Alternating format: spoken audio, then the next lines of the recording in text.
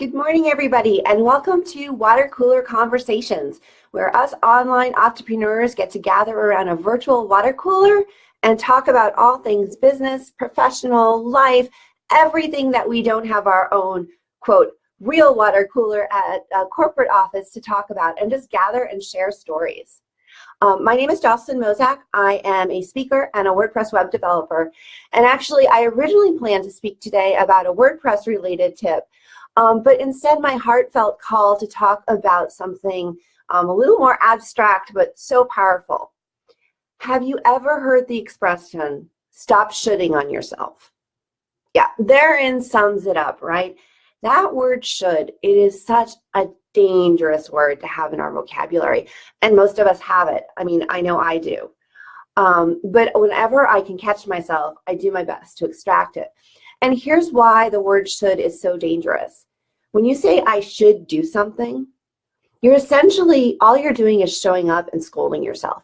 I should go to the gym. It's like, bad girl, you should go to the gym. You know, all you're doing is scolding yourself for not doing something. And it leaves you feeling small and stuck.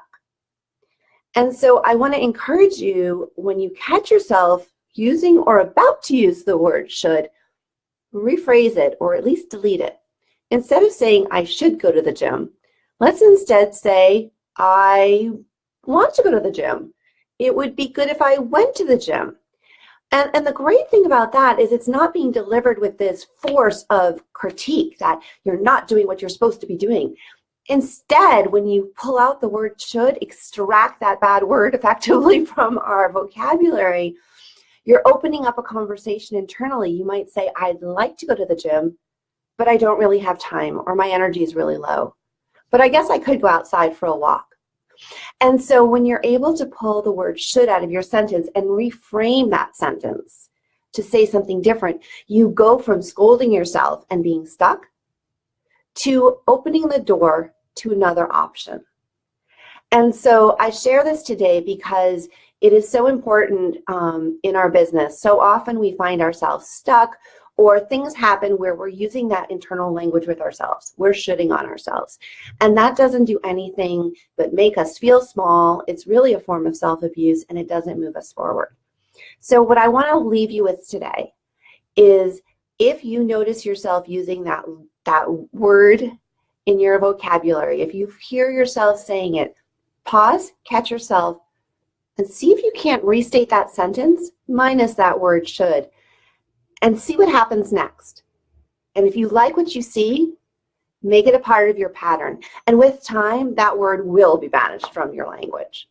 So if you found this helpful, it's just a tiny little tip, but do share it out. And I promise I will be back next week sharing with you some expertise. I have been a web developer for 9 years, worked with lots of clients, and I do have some tips to help them get over some of their stuck points and move forward.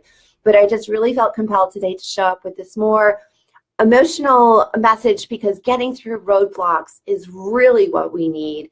I often say in business, we know what we need to do. We know how to do it. We just need to get out of our own way. And that shift from self-abuse to action is a big way we can get out of our own way. So I hope you have a fabulous rest of your day. I hope this little tip has been valuable. If it has, give me some hearts, leave me a couple notes in the comments. Let me know you're enjoying this concept of water cooler conversations. And let me know if you would love to co-host this with me sometime and jump on, and we can talk about some of your stories, your perspectives as an online business owner, and some of that stuff you'd love to share with other business owners as we gather together to have these virtual water cooler conversations. Have a fabulous day. Bye, guys.